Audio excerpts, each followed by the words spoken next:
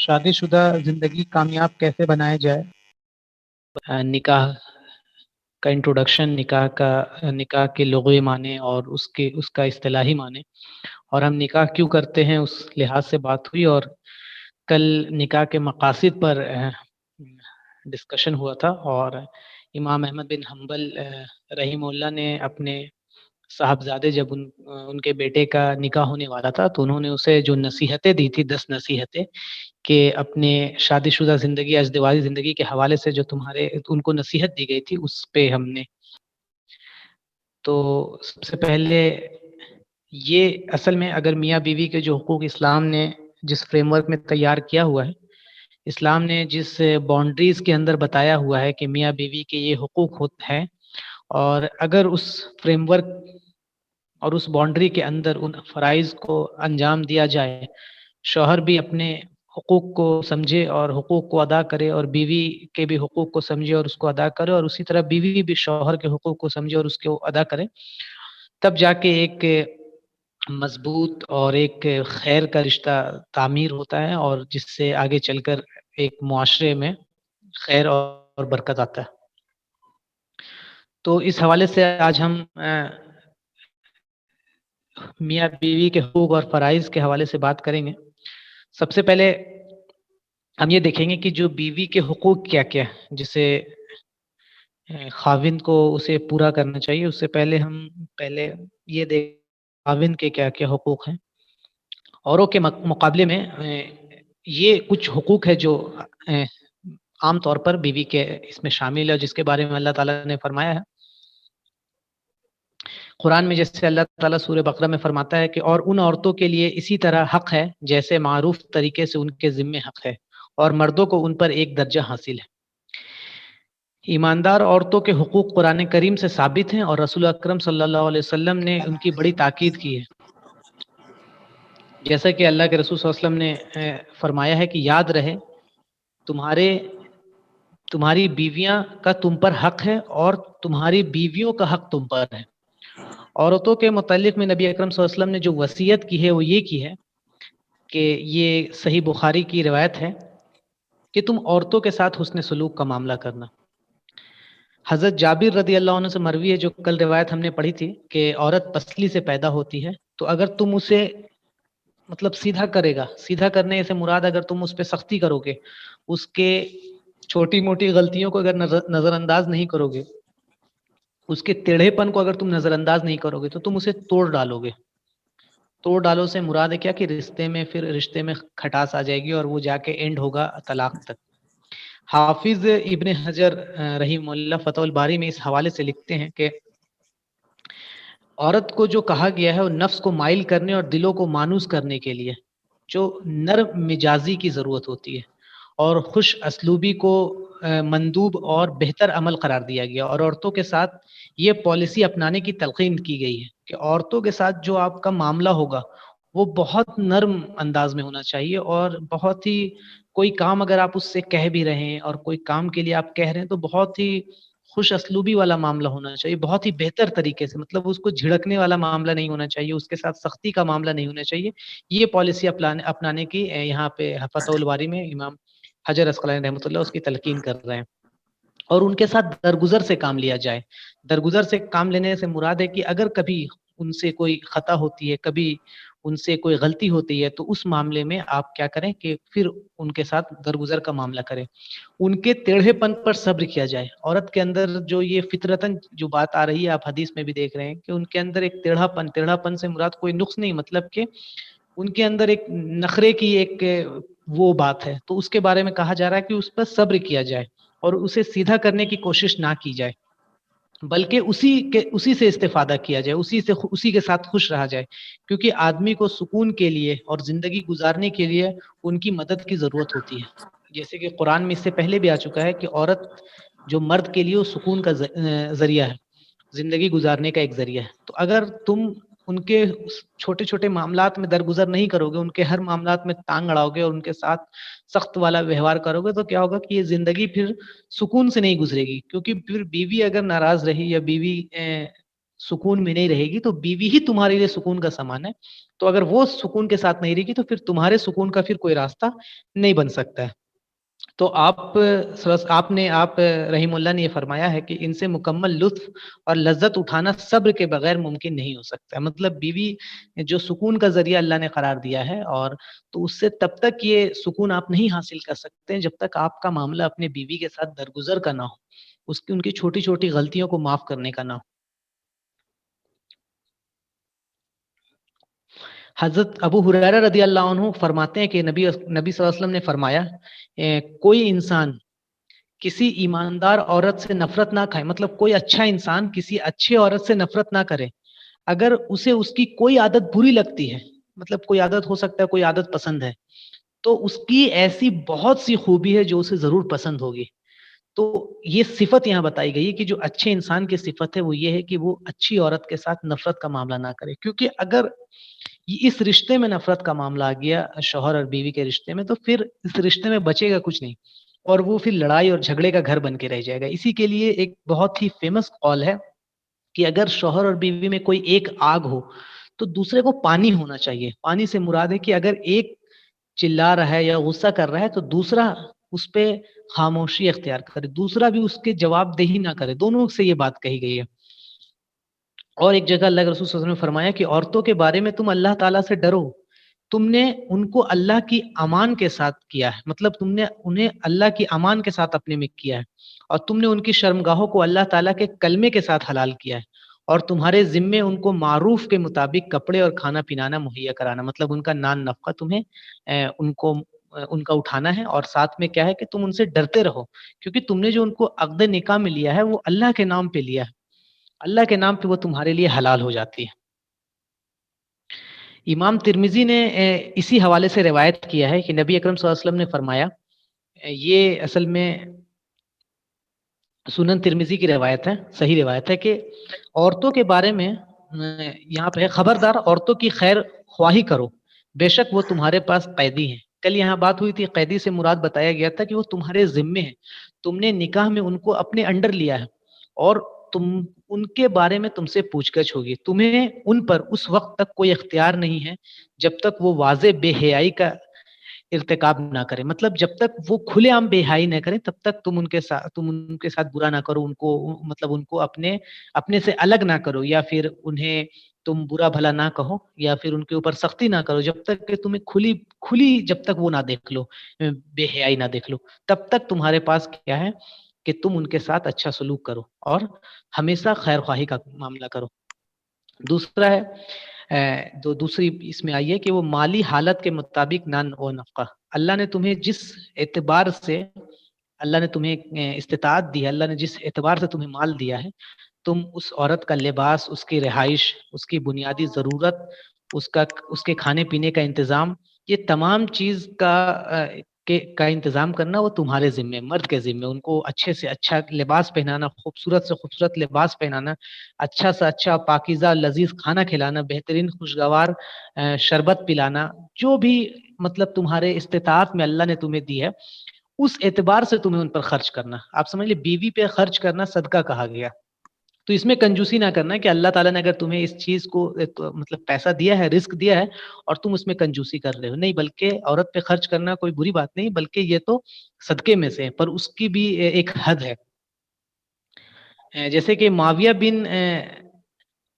बिन हैदा ने नबी अकरम सल्लल्लाहु अलैहि वसल्लम से पूछा कि ए अल्लाह के रसूल, हमारी बीवी का हम पर क्या हक़ है? तो आप सल्लल्लाहु अलैहि वसल्लम ने फरमाया, जब खाना खाए तो तू उसे भी खिलाए, जब खुद लिबास पहने तो तू उसे भी पहनाए, उसके चेहरे पे ना मार, बदज़बानी ना कर, और घर के अलावा उसे कहीं ना छोड़। इसका मतलब है कि तुम जो खाना तुम खा रहे हो उसको खाना खिलाना, उसको कपड़ा पहनाना, और उसके साथ सख्ती ना करना, ऐसी सख्ती जो दिखे या उसको तकलीफ पहुंचे, और उसके साथ बदज़बानी ना कर, मतलब कि उसके साथ मोहब्बत के साथ बात किया जाए और उसके मामलात में दरगुजर किया जाए, और घर के अलावा उसे और कहीं ना छोड़। घर के अलावा कहीं और ना छोड़ से मुराद यहाँ पर है कि मतलब उनके साथ तुम ऐसा नहीं है कि तुम उसे घर से बाहर निकालने का मामला कर, वो तुम्हारे प्रोटेक्शन में है, तो तुम अल्लाह के यहाँ तुमसे इसके बारे में सवाल होगा, तो तुम उसे अपने प्रोटेक्शन में ही रखो। آدمی کے گناہگار ہونے کے لیے اتنا کافی ہے، اللہ کے رسول صلی اللہ علیہ وسلم نے فرمایا کہ آدمی کے گناہگار ہونے کے لیے اتنا کافی ہے کہ وہ اپنے ماتحتوں کا کھانا روک دے، مطلب اس کے ماتحت میں جو لوگ رہ رہے ہیں، بیوی ہیں، بچے ہیں، ان کو اگر کھانے دینے سے روک دیں تو اللہ کے رسول صلی اللہ علیہ وسلم کا یہ فرمان ہے کہ اس کے گناہگار ہونے کے لیے اتنا کافی ہے۔ اس کے بعد ہے کہ اگلا جو ہے وہ یہ ہے کہ اللہ کے رسول صلی اللہ علیہ وسلم نے فرمایا ہے کہ ان کے ساتھ مطلب اپنی بیویوں کے ساتھ اچھی طرح سے گزر بسر کرو، اور سورہ بقرہ میں اللہ تعالیٰ فرما رہا اور ان عورتوں کے لیے اسی طرح حق ہے جیسے معروف طریقے سے ان کے ذمہ حق ہے۔ بیوی کے ساتھ حسن صحبت اختیار کرنے کی یہ صورتیں ہیں کہ خاوند اس کی عزت کرے۔ حسن صحبت کا کیا معاملہ ہے کہ خاوند اس کی عزت کرے، یہ بہت امپورٹنٹ ہے کہ اگر بیوی کے بارے میں جیسے کل بھی بات ہوئی تھی، امام احمد بن حنبل کا قول ہم نے نقل کیا تو نبی صلی اللہ علیہ وسلم کا اتنا قول نقل کیا، ان کی جو کیریکٹرسٹک اللہ نے جو بنائی، ان کی جو صفت بنائی ہے کہ آپ بیوی ویسے ہی آپ کو ریٹرن کرے گی جس طرح سے آپ ان کے ساتھ بیہیو کریں گے، اللہ نے ان کی کیریکٹرسٹک بنائی ہے، تو آپ اگر ان سے عزت چاہتے ہیں تو آپ کو عزت کرنا ہوگا۔ تو یہاں حسن صحبت اختیار کرنے کی یہ صورت ہے کہ خاوند اس کی عزت کرے اور اس کی رضا جوئی کرے، اسے اپنی محبوب رکھے۔ اس کا مطلب یہاں صاف یہاں پہ بات کلیئر ہو کہ اس کے ساتھ محبت کا وہ اس حد تک اس سے محبت کرے، اس حد تک اس سے اچھے انداز میں بات کرے، اس حد تک اس کے ساتھ اخلاق کا کام کرے جو سب سے پیک پر ہو، اخلاق کا اعلیٰ معیار، خوبصورتی کا اعلیٰ معیار، اچھے انداز کا اعلیٰ معیار، وہاں جا کر اس کے ساتھ وہ معاملہ کرے اور اس کے سامنے اس کے گھر والوں کو اچھے الفاظ میں یاد کرے، کر کے اس کو عزت بخشے۔ یہ بہت امپورٹنٹ ہے کہ لڑکی جب شادی ہو کے اپنے سسرال جاتی ہے تو وہ اپنے گھر میں کم سے کم 20 سے 22 سال یا 24 سال ایوریج گزار کے جاتی ہے، اور ان کے ماں باپ کا جو معاملہ ہے وہ ماں باپ کے لیے جیسے ایک الگ مقام ہوتا ہے ہر بچے کے دل میں، تو کئی بار ایسا دیکھنے کو ملتا ہے کہ خاوند کچھ غلطی ہوتی ہے بیوی سے تو ان کے گھر والوں کے بارے میں برا الفاظ، یا ان کے سسرال میں ان کے گھر والے میں کے بارے میں کوئی برائی ہوتی ہے تو خاوند اس وقت چپ ہوتا ہے، کچھ نہیں بولتا ہے، بلکہ یہاں تلقین کی جا رہی ہے کہ اس کے گھر والوں مطلب اپنی بیوی کے گھر والوں کے بارے میں تعریف کرو، اچھے الفاظ میں یاد کرو، کہ جب بھی یاد کرو اپنے ساس سسر کو، اپنے بیوی کے گھر والوں کو، تو بہت اچھے الفاظ میں یاد کرو۔ اس سے کیا ہوگا کہ تم ان کے گھر والوں کے اچھے انداز میں بات کرنے سے اس کا مراد ہے کہ تم اپنی بیوی کو عزت بخش رہے ہو، ان کے پاس آتا جاتا رہے اور مختلف مواقع اور تقریبات میں ان کو دعوت دے، ان کے سسرال میں، لڑکی کے سسرال میں ہر کچھ دن میں مطلب مہینے میں آتا جاتا رہے، مطلب تاکہ لڑکی کو یہ نہ فیل ہو کہ مطلب میرا ایک پورا کا پورا جو رشتہ تھا بچپن سے بنا ہوا اس کو کاٹ دیا گیا اس رشتے کی بنیاد پر، اسے لگے کہ نہیں وہ رشتہ بھی قائم ہے۔ اور جب بھی اپنے گھر میں کوئی پروگرام کرو کسی بھی اعتبار سے تو ان لوگوں کو بھی دعوت دو، اور جب وہ دعوت آئیں ان کے گھر والے تو ان کے ساتھ ایک عزت کا معاملہ کرو تاکہ جو لڑکی ہے اس کو عزت محسوس ہو۔ جب وہ غصے کی کیفیت میں ہو بیوی تو بہت ہی تحمل سے، بہت ہی آرام سے، بہت ہی محبت سے کام لیا کرو۔ اگر وہ کوئی بیوقوفانہ حرکت کر بیٹھے، اگر کوئی ایسا کام کر دے جیسے کہ فور ایگزامپل تم نے اسے کوئی کام دیا ہے اور وہ غلط کر بیٹھے یا کوئی بیوقوفانہ حرکت کر بیٹھے، تو چلا مت بیٹھو اس کے اوپر، اس سے صبر سے کام لے، کیونکہ بیوی خاوند کی نسبت میں زیادہ جذباتی ہوتی ہے، عورت کے اندر جذبات زیادہ ہوتا ہے، تو اگر تم اس پہ چلا بیٹھو گے تو اس کے جذبات کو تم مطلب اس کے ساتھ کھیل بیٹھو گے اور اس سے تم تکلیف پہنچاؤ گے، تو اس کا مطلب ہے کہ انڈائریکٹلی تم نے خود کو تکلیف پہنچایا، پھر تم جس سکون کی تلاش میں وہ سکون تمہیں نہیں ملے گا، اور تمہارے سکون کا جو معاملہ ہے وہ بیوی کے سکون سے ہو کے گزرتا ہے، تو بیوی اگر سکون میں ہے تو اس کا مطلب ہے تمہیں بھی سکون حاصل ہوگا۔ تو اگر اس سے کوئی غلطی ہو جائے تو اس سے صبر کا کام لو، اور وہ عورت کا جو معاملہ ہوتا ہے وہ مرد کے معاملے میں زیادہ کم صبر کا معاملہ کرتی ہے۔ بیوی کے ساتھ حسن معاشرت کا ایک پہلو یہ بھی ہے کہ اس کی بات کو توجہ سے سنا جائے۔ آج کل یہ بہت زیادہ دیکھا جاتا ہے کہ خاوند موبائل چلا رہے ہیں یا کوئی کام کر رہے ہیں، بیوی آ کے کوئی بات کر رہی ہے تو دو کام ایک ساتھ کر رہے ہیں، بیوی سے کی بات سن بھی رہے ہیں اور اپنا کام بھی کر رہے ہیں، جبکہ منع کیا گیا ہے کہ جب بیوی تم سے کوئی بات کرنے کے لیے آئے تو تم اپنے تمام چیزوں کو، اپنے کام کو جو کر رہے ہو اس کو بند کر کے بہت ہی اطمینان کے ساتھ ان کی بات کو سنو۔ اس سے کیا ہوگا کہ اسے ایک امپورٹنس فیل ہوگا کہ میری بھی کوئی وقت، میری بھی کوئی مطلب ایک شخصیت ہے ان کے نظر میں، کہ میری بھی رائے کی کوئی ویلیو ہے، اس کی رائے کا احترام کرو. جب بھی وہ کوئی رائے دے تو اس کو ایسی جھڑک مت مارے, نہیں تمہیں کیا آتا, تم سب بات بیچ میں مت بولو, تم یہ بڑوں کا کام ہے, یہ مردوں کا کام ہے, اس طرح سے اس کو جواب نہ دو, بلکہ اس کے رائے کا احترام کرو. اور جب وہ کوئی اچھا مشورہ دے تو اسے قبول کرو. آپ سب نبی صلی اللہ علیہ وسلم کے زمانے میں جب صلح حدیبیہ کے موقع پر آپ صلی اللہ علیہ وسلم کو حضرت ام سلمہ رضی اللہ عنہ نے ایک رائے دی تھی, اور اللہ کے رسول صلی اللہ علیہ وسلم نے اس رائے پر عمل بھی کیا تھا, اور جس کی وجہ سے مسلمان گناہ سے بچ گئے تھے. بیوی کے ساتھ شریعت کی حدود میں رہتے ہوئے خوش ہنسی مذاق, دل لگی, دلداری, محبت کرنا, مختلف مواقع پر اس کو جیسے کہ گھر آ گئے تو ہو سکتا ہے کہ جیسے کہ ایک جگہ میں نے دیکھا تھا کہ ایک خاوند ہے جو اپنی بیوی کے لیے ہر فرائیڈے کے لیے کوئی نہ کوئی تحفے لے آتا تھا, گفٹ لے آتا تھا. تو مختلف مواقع پہ اسے تحفے اور تحائف دینا, سرپرائزز دینا, ہو سکتا ہے کہ مطلب کہ کبھی ان کے لیے کچھ گفٹ لے آئیں, کچھ سرپرائز دے دیں, اس اعتبار سے تاکہ ہمیشہ ہمہ وقت یہ اس کوشش میں لگا رہنا کہ اسے خوش کرنا. اب کچھ لوگ اس پہ سوال کرتے ہیں, ایک بار اسی بات پہ کچھ لوگوں نے سوال کیا کہ کیا زندگی بھر یہی کام کرتے رہیں کہ بیوی کو خوش کرتے رہیں؟ تو آپ سمجھے کہ یہ وہ معاملہ ہے کہ اگر آپ نے اس کام سے منہ موڑ لیا کہ بھائی زندگی بھر بیوی کو خوش کرنا ہے, تو آپ اگر بیوی کو خوش کرنا چھوڑ دیں تو اس کا مطلب یہ ہوا کہ آپ نے اپنی سکون کے ساتھ سمجھوتا کر لیا. تو پھر انسان سکون تلاش کرتا ہے کشمیر, سوئٹزرلینڈ جا کے, اور اوٹی اور دہرادون جا کے, جبکہ وہاں سکون نہیں ہے. سکون تو بیوی کے سکون میں ہے. بیوی کو ناراض کر کے, بیوی کا سکون چھین کے, اور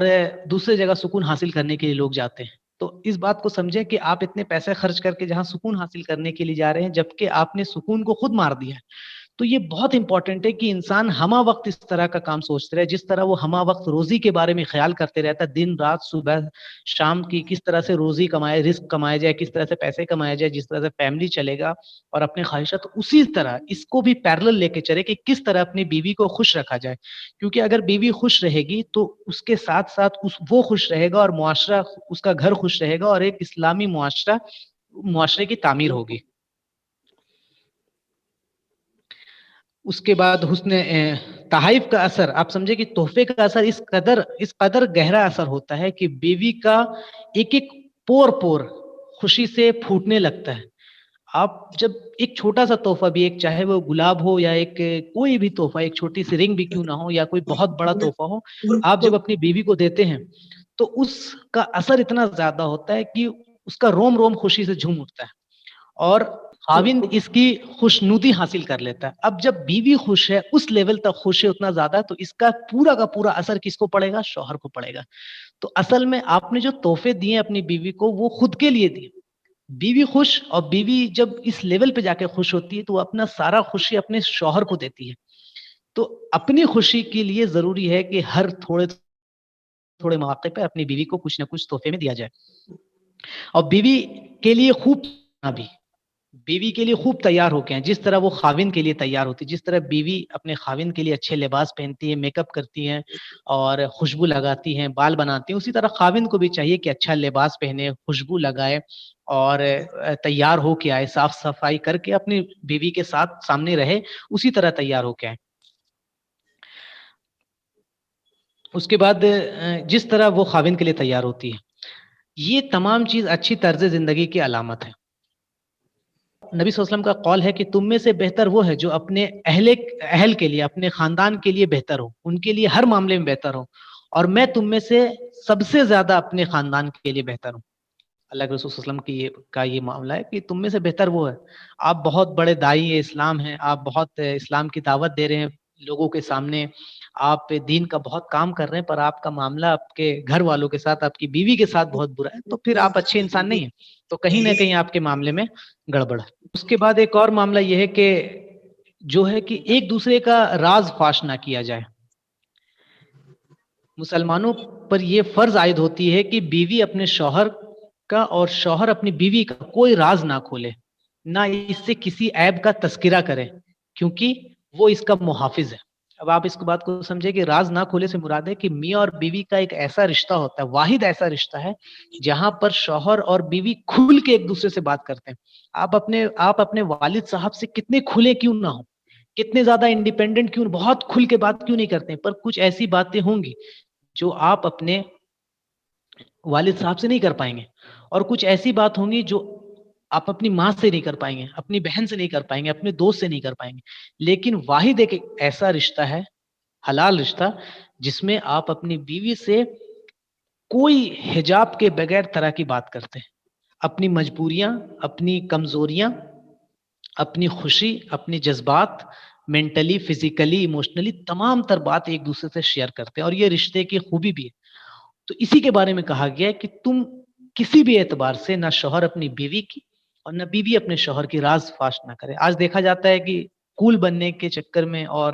بہت اچھے بننے کے چکر میں شوہر اپنی بیوی کی بات ڈسکلوز کر رہا ہے، بیوی اپنے شوہر کی بات ڈسکلوز کری، یہ بہت بڑا گناہ کہا گیا ہے۔ روز قیامت اللہ تعالیٰ کے نزدیک بدترین مرتبے کا انسان وہ ہوگا جو اپنی بیوی اور اس کے درمیان ہونے والے معاملات کا راز فاش کرتا ہوگا۔ یہ صحیح مسلم کی روایت ہے۔ اس کے بعد ہے اگلا جو معاملہ ہے وہ ضروری دینی معاملات کی تعلیم دینا۔ خاوند کو چاہیے کہ اگر اس کی بیوی ضروری دینی معاملات سے آگاہ نہ ہو تو اسے خود سکھائے یا تعلیمی مجلس میں بھیجے، ایسے جگہ جہاں پہ پردے کا معاملہ ہے،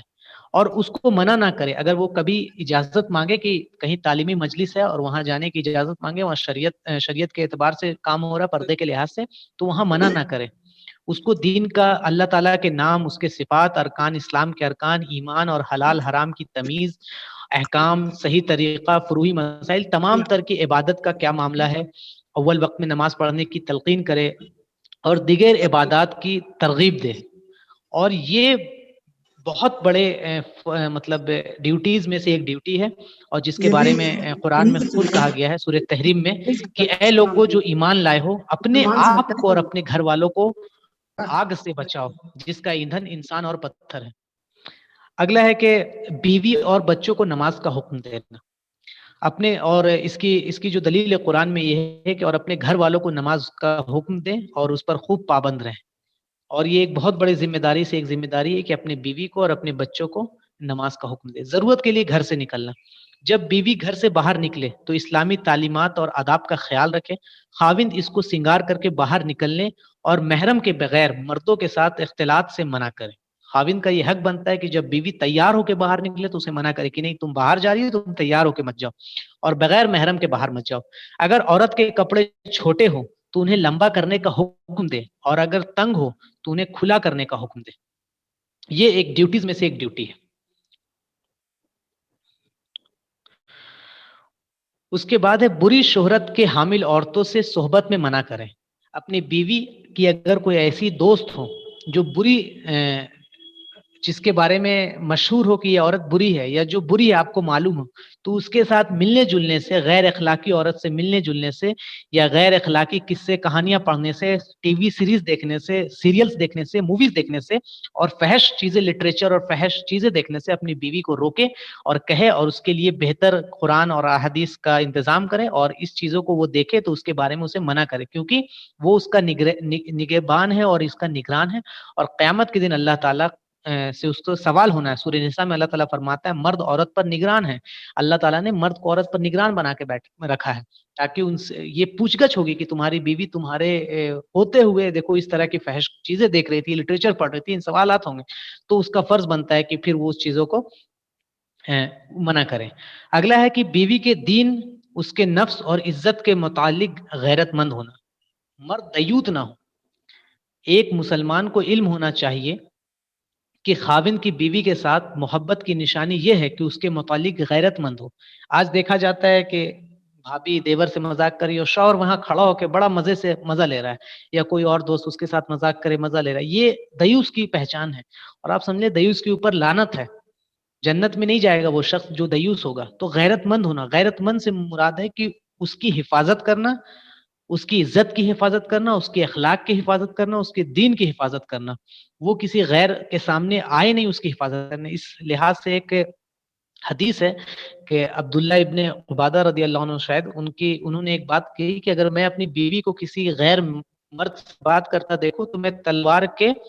سیدھی حصے سے گردن قلم کر دوں. تو صحابہ کرام کو تعجب ہوا, تو وہ اس معاملے کو نبی صلی اللہ علیہ وسلم کے پاس لے کے آئے. تو نبی صلی اللہ علیہ وسلم نے کہا کہ تمہیں سعد کی بات کا تعجب ہوتا ہے, جبکہ میں سعد سے زیادہ غیرت مند ہوں, مطلب کہ میں بھی یہی عمل کروں گا اور اللہ مجھ سے زیادہ غیرت مند ہے.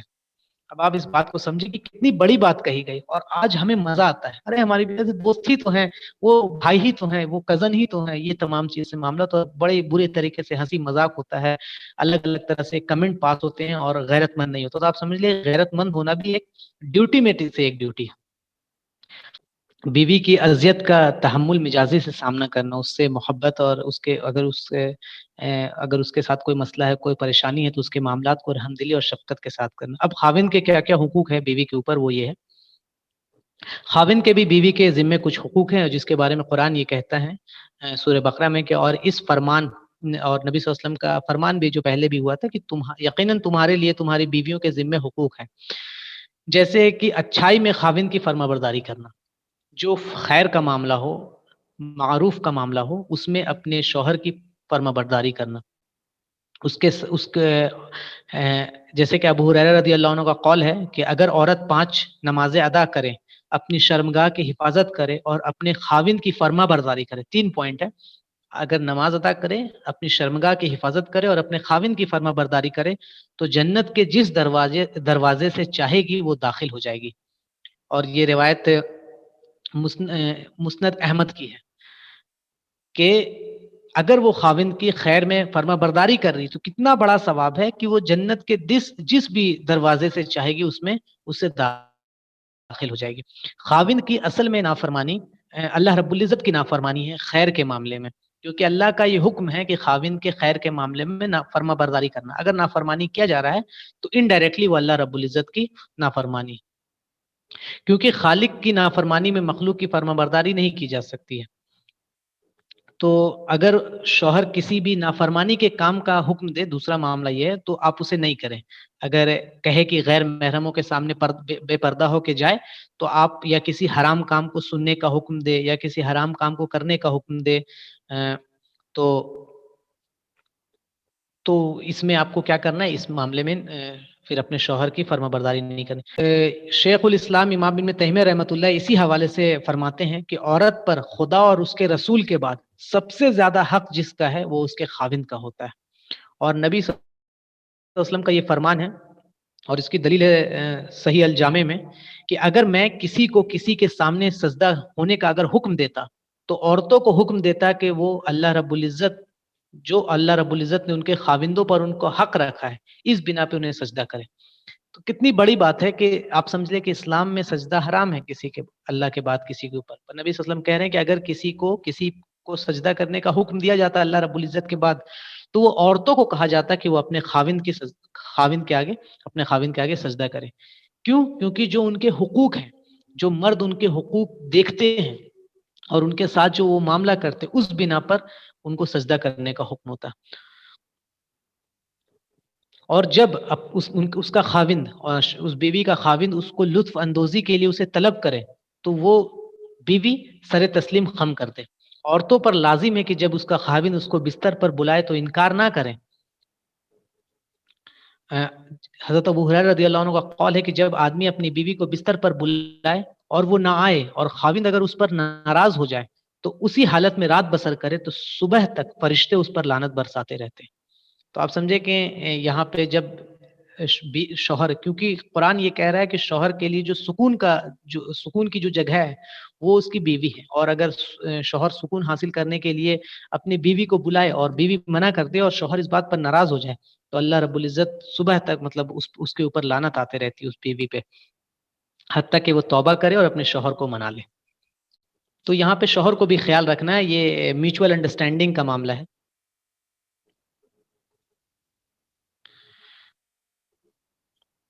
اس کے بعد ہے کہ نفلی روزے رکھنے کے لیے اجازت لے. بیوی کا ایک اور حقوق ہے شوہر کے اوپر کہ جب وہ جو فرائض رمضان کے روزے کے علاوہ جتنے روزے ہیں اگر ان کو رکھنے کے لیے سوچیں, تو وہ کیا کرے کہ وہ اپنے شوہر سے اجازت اس بات کے لیے کہ کیا میں روزہ رکھنا چاہتی ہوں کہ میں رکھ لوں. اگر شوہر اس بات کی اجازت دے دے کہ ہاں آپ رکھ لیجئے, تو اس پہ روزہ رکھے, اور اگر منع کر دے تو پھر رک جائے۔ خاوند کا بیوی پر یہ بھی حق ہے کہ جب وہ گھر پر موجود ہو اور کسی سفر پر نہ نکلے تو وہ کوئی بھی نفلی روزہ اس کے اجازت کے بغیر نہ رکھے، کیونکہ اللہ کے رسول صلی اللہ علیہ وسلم کا فرمان ہے کسی عورت کے لیے جائز نہیں ہے کہ اس کا خاوند موجود ہو اور وہ اس کی اجازت کے بغیر روزہ رکھے۔ تو یہ بھی ہے کہ خاوند اگر اس کے گھر خاوند اگر موجود ہو تو بیوی اس کے بغیر اجازت کے روزہ نہ رکھے۔ اگلا جو اس کا حق ہے یہ ہے خاوند کی رضا جوئی کرتا رہے۔ رضا جوئی کرنا، بیوی کی یہ ذمہ داری ہے کہ جب اس کا خاوند گھر آئے تو اس کی خوشنودی پانے اور اس کی دل کی گہرائیوں تک اس کو خوش کرنے کے لیے بھرپور کوشش کرے۔ اس سے مراد ہے جیسے وہ تیار ہو کے آئے، بیوی تیار ہو کے رہے، خوشبو لگا کے رہے، شوہر آئے تو اسے آتے کے ساتھ ہی اس کو کام اور یہ باتیں نہ کرے، بلکہ اس کے ساتھ میں پانی ہو یا کوئی شربت ہو اسے وہ پیش کرے اور اس کے تھکاوٹ کو کم کرے اور اس کے سامنے نفرت کا اظہار نہ کرے، اس کا سامان اٹھائے، اس کے کپڑے تبدیل کرنے میں اس کی مدد کرے اور اس کی خدمت میں گھر میں پہننے والے کپڑے اس کو حاضر کرے اور اس کی خوشنودی اس میں حاصل کرے۔ اس لیے ایک مسلمان بیوی کو اپنی جسمانی صفائی سے غفلت نہیں برتنی چاہیے۔ جسمانی نقافت چہرے کو رونق بخشتی ہے، خاوند کو محبوب کر دیتی ہے، بیماریوں علتوں سے عورت کو محفوظ رکھتی ہے اور جسم کو کام کرنے کے لیے طاقت مہیا کراتی ہے۔ گندی میلی کچلی عورت کو دیکھ کر طبیعت مقدور ہو جاتی ہے اور آنکھیں اور کان اس کی بیزاری کا احساس کرتے ہیں۔ اس لیے جب اپنے خاوند کو ملے تو بڑے خوشگوار موڈ میں ملے، حشاش بشاش انداز میں ملے، بہت خوشی کے ساتھ ملے۔ اگلا جو معاملہ ہے وہ یہ ہے کہ جو اس سے پہلے بھی ڈسکس ہوا ہے کہ راز فاش نہ کریں۔ اس سے پہلے ہی بتایا گیا تھا کہ شوہر اور بیوی کا جو ریلیشن شپ ہے اس انٹیمیٹ لیول کا ریلیشن شپ ہوتا ہے کہ دنیا میں ویسا ریلیشن شپ کسی کا نہیں بنتا ہے۔ تو شوہر اپنی بیوی کو تمام تر راز کی بات بتا دیتا ہے اور بیوی اپنے شوہر کو تمام تر راز کی بات بتا دیتی ہے۔ تو دونوں سے یہ بار بار کہا جا رہا ہے کہ وہ دونوں ایک دوسرے کے راز کو فاش نہ کریں۔ اس کے بعد ہے کہ خاوند کی اہل خانہ کی عزت کرنا۔ جس طرح سے شوہر کو یہ تلقین کی گئی تھی کہ وہ بیوی کے گھر والوں کی عزت کرے، اسی طرح بیوی کو یہ تلقین دی جا رہی ہے کہ وہ شوہر کے اہل خانہ کی عزت کرے، ان کے ساتھ اچھا سلوک کرے، کیونکہ بیوی کا فرض ہے کہ وہ خاوند کے والدین اور ان کی بہنوں کے ساتھ اچھا سلوک کرے اور اللہ تعالیٰ کی رضامندی کو اپنی رضامندی اور اپنے خاوند کو خوشی کو اپنی خوشی پر ترجیح دے۔ اگر وہ خاوند کے والدین کے بڑھاپے کے بنا پر ان کا شکریہ ادا کرتے ہوئے عزت کرے، اللہ تعالیٰ نے اعزاز بخشا ہے۔ تو آپ سمجھے کہ کئی لوگ اس طرح کے سوال کرتے ہیں کہ بھائی ہماری ذمہ داری نہیں ہے شوہر کے گھر والوں کی خدمت کرنا، یہ ہمارے کہاں شریعت میں اس بات کا ذکر؟ تو اب آپ سمجھے شریعت میں اس بات کا ذکر ہے۔ آپ کی ذمہ داری ہے شوہر کی اطاعت کرنا، شوہر کو خوش رکھنا، اور اگر شوہر کی خوشی ہے ان کے والدین میں خوشی، تو اگر آپ اپنی خوشی کو مارتے ہوئے شوہر کی خوشی